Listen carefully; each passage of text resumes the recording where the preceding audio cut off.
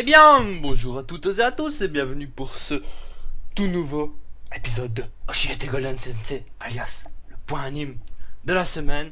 Et nous partons tout de suite sur le premier anime de la semaine, qui n'est ni plus ni moins l'anime le plus what the fuck de 2016. Je parle bien évidemment de Keijo. Alors, Keijo, qu'est-ce que c'est? Keijo, c'est un anime sur le sport.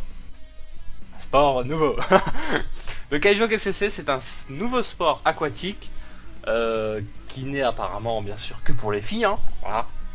Donc c'est que du... Comment dire? C'est du fan service à 3000%. C'est tout ce que j'ai vu dans cet anime, du fan service. Alors pour vous expliquer, le Keijo c'est donc un sport aquatique comme j'ai dit qui se déroule dans une piscine en général, bon bah, sur l'eau en général, et c'est des filles qui doivent se battre sur une plateforme, mais qui n'ont que le droit d'utiliser leurs seins et leurs fesses. Tous les autres membres du corps pour taper sont interdits. Voilà pourquoi je dis que c'est du pur fan service. Il n'y a rien d'autre là-dedans. Alors on suit donc l'aventure de notre héroïne qui n'est ni plus ni moins Nozomi, qui donc est au lycée, tout simplement. Et elle a rêve de jouer, de devenir joueuse de Keijo pour son plus grand plaisir. Et elle est bien sûr accompagnée de sa meilleure amie, si je puis dire, d'une très bonne amie à elle en tout cas, qui est donc Sayaka Miyata, qui elle par contre est une ancienne judokate qui se met au Keijo.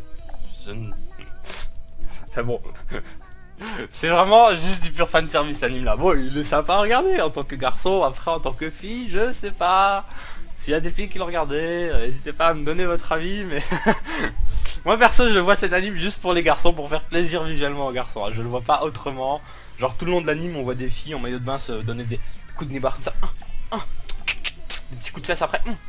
Enfin voilà quoi, c'est tout ce qu'on voit de l'anime. Enfin, c'est vraiment du pur fan service et du what the fuck total. Pour vous dire par exemple une des techniques de Sayaka, genre elle soulève son maillot de main comme ça dans leur anime, elle a le tété qui pointe je suppose, elle arrive comme ça, elle fait une sorte de prise de judo à une autre meuf en lui prenant le maillot de bain juste avec son tété comme ça en mode on comprend pas comment elle fait, mais apparemment je ne savais pas, mais les tétés sont une arme très puissante, attention.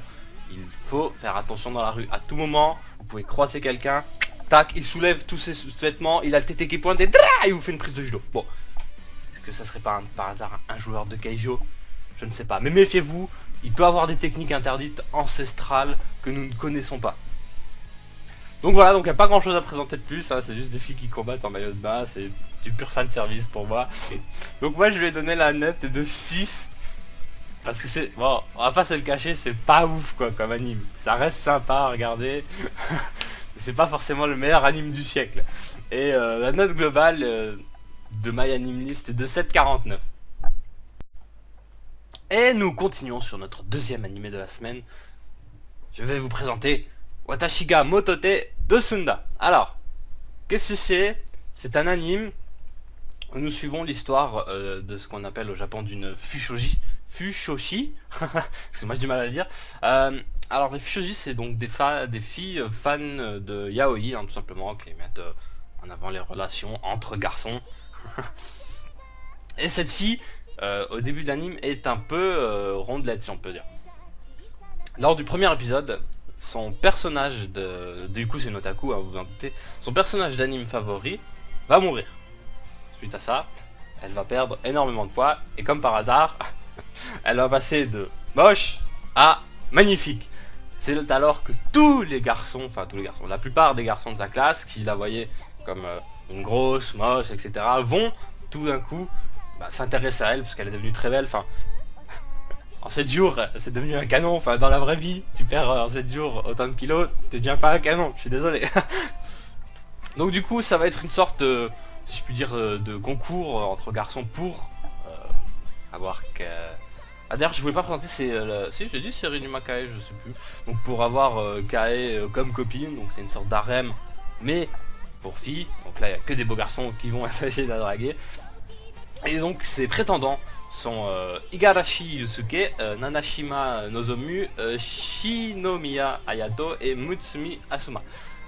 Lors de l'aventure, il y aura un cinquième prétendant qui va arriver, non, plutôt une cinquième prétendante qui est Shima Nishina, qui est elle aussi une fan, une fashoshi comme ils disent, mais qui kiffe, qui est amoureuse de Tony et de Kae tout simplement. Donc c'est un peu compliqué, c'est une fan de yaoi qui est, je dirais peut-être bi, hein, plutôt que de dire lesbienne, peut-être pas que lesbienne, je sais pas, ça on sait pas dans l'anime. Donc du coup on va partir sur le fait qu'elle est lesbienne, tout simplement. Alors Watashi ga Motote, donc c'est un anime qui m'a beaucoup fait rire, parce que d'habitude on a l'habitude des harems pour garçons, donc du coup on voit beaucoup en général les mecs avec plein de filles à gros seins, comme par hasard la plupart du temps. Bon, non, pas que à gros seins, il y a la meuf à gros seins, la meuf qui est plate, la petite lolicon, enfin c'est comme d'habitude tout de quoi faire un bon harem japonais. Alors là franchement ça m'a beaucoup fait rire d'inverser les rôles, que ce soit une fille qui soit au milieu du centre d'attention. Et puis toutes les situations sont rigolotes en fait, ça, vu que ça devient un concours entre mecs pour draguer la fille, donc du coup ils se mettent toujours, ils vont toujours, quand ils font une sortie, bah du coup ils y vont tous ensemble de peur que l'autre tente quelque chose ou la drague mieux et tout, donc du coup au final elle veut aller là. Par exemple, comme c'est une otaku, elle veut aller à une convention. Donc du coup, t'as tout le monde qui est là, ouais, non, moi je veux pas, parce que c'est pas forcément des otaku, les garçons qui la draguent. Et t'en as un qui dit, ouais, je veux bien aller, parce qu'il est fan d'histoire japonais. Et d'un coup, t'as tout le monde qui fait, ah, moi aussi je vais aller, moi aussi. Enfin voilà, juste par peur qu'il lui pique Kae. Enfin, c'est vraiment très marrant comme anime. Et puis il y a un message dans cet anime, parce que au milieu de l'anime, elle va reprendre du poids. Et donc t'as la moitié des garçons, on va dire, qui vont vouloir lui refaire perdre son poids pour qu'elle redevienne super belle et tout. Et il y en a un qui va se rendre compte qu'en fait, bah, l'amour, c'est pas qu'une question de physique. Il y a aussi quelque chose à l'intérieur qui se cache. Et c'est un message qu'il faut passer dans l'anime, ce que j'ai trouvé très intéressant. Parce qu'il faut savoir que toutes les femmes sont belles. C'est seuls les goûts des garçons qui changent. Voilà, c'était ma petite phrase un peu... un petit peu... ouais, je dirais pas. Non, enfin, si vous savez pas quoi regarder en ce moment, même si en ce moment il y a beaucoup de choses à regarder, comme par exemple la saison 2 de Konosubarashi qui est en train de sortir. Oui, il faut la regarder, c'est un très très bon animé. Enfin, voilà, franchement vous pouvez le regarder. C'est pas comme Keijo. Keijo, si vous voulez du what the fuck ou du fanservice, bah vous le regardez, mais c'est pas spécialement intéressant. Alors que là, c'est vraiment une histoire intéressante. Moi, il n'y a pas quelque chose qui m'a déplu en particulier dans l'anime. Ça reste, bon, c'est pas un anime dont je serais fan, mais c'est un anime vraiment sympathique et rigolo à regarder. Donc moi, je lui ai donné la note de 7, tout simplement, parce qu'il est vraiment bien. Et la note globale est de 7,53. Et nous finirons par notre dernier animé de la semaine, qui n'est ni plus ni moins la saison 2 de Hajin. Alors Hajin, qu'est-ce que c'est? Pour ceux qui n'ont pas vu la saison 1, Hajin, c'est... c'est un univers un peu particulier où on ce qu'on appelle justement les Ajin. Les Ajin sont des êtres immortels. À la base ils étaient êtres humains, donc moi je les catégorise toujours comme des êtres humains. Mais ils ont un pouvoir particulier, c'est qu'ils sont immortels et qu'ils peuvent faire sortir de leur corps des sortes de particules noires qui donnent forme à un fantôme qu'ils peuvent contrôler et qui combat pour eux. Mais bon, l'avantage des Ajin, c'est qu'ils sont immortels à la base. Donc lors de la saison 2, on continue de suivre l'histoire de Kei, hein. Kei, je sais plus son nom de famille, je crois c'est Nagai, un truc comme ça.